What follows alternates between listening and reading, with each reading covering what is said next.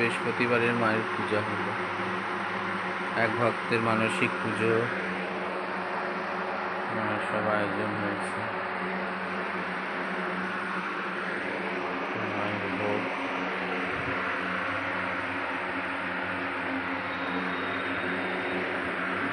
মায়ের পোলাও, পনির, আলুর দম, চাটনি, পায়েস, লুচি, ভাজা, মিষ্টি, তাল বড়া, সব কিছুই হচ্ছে। জয় মা, সবার মঙ্গল করো মা। জয় পরমেশ্বর, জয় মা, জয় জগৎ।